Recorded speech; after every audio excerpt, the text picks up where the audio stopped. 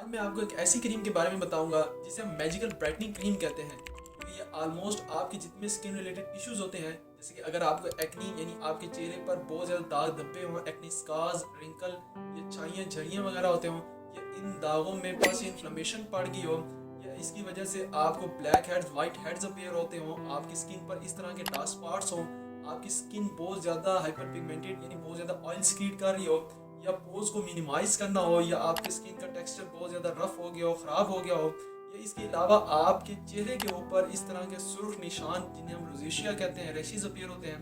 इन सब कंडीशंस के लिए आप स्किन और इन क्रीम जो कि 20% की स्ट्रेंथ में आती है और इसके अंदर एजेलिक एसिड साल्ट ऐड किया गया होता है वो यूज़ कर सकते हैं। ये एजेलिक एसिड साल्ट जो होता है वो असल में एंटी एक्नी, एंटी इन्फ्लेमेटरी और एंटी बैक्टीरियल एजेंट होता है। और इसकी ख़ास बात ये होती है जितने भी एसिड कंटेनिंग साल्ट होते हैं, जैसे कि ये एजेलिक एसिड हो गया या सैलिसिलिक एसिड हो गया, ये जो हमारी स्किन के ऊपर केराटिनोसाइट्स होते हैं उनकी डिफरेंशिएशन और डिवीजन को इनहिबिट करता है, यानी कि जो डेड स्किन सेल्स होते हैं उनको ख़त्म करता है और नीचे से जो नए सेल्स होते हैं उनके टर्नओवर और उनको ऊपर लेके आता है, जिससे कि आपकी जो स्किन है वो ब्राइट और ग्लो करती है और आप इसी वजह से जब ये क्रीम्स यूज़ करते हैं और खूबसूरत नज़र आ रहे होते हैं। और एक ख़ास बात ये भी है आप इस एजेलिक एसिड साल्ट को हर तरह की स्किन टाइप के लिए और कैटेगरी बी की मेडिसिन है तो आप प्रेगनेंसी में भी यूज़ कर सकते हैं। और अगर आप एडापालिन, रेटिनॉइड या आइसोट्रेटिनॉइड से सेंसिटिव हैं तो तब भी आप इसे यूज़ कर सकते हैं।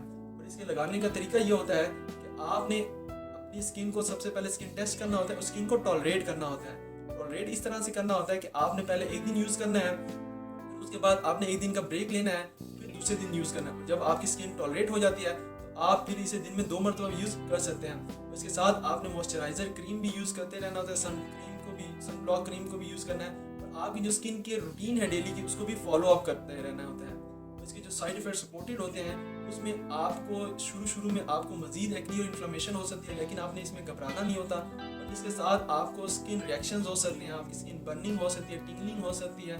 तो ये साइड इफेक्ट्स आपको इससे फिर हो सकते हैं। अगर आपने इस तरह की कोई क्रीम अप्लाई किया है मुझे इसका फीडबैक ज़रूर दीजिएगा। अगर आपको इसके रिलेटेड कोई भी इशू हो या क्वेश्चन हो आप मुझे कमेंट बॉक्स में ज़रूर पिन आउट कर सकते हैं। Thank you and signing off.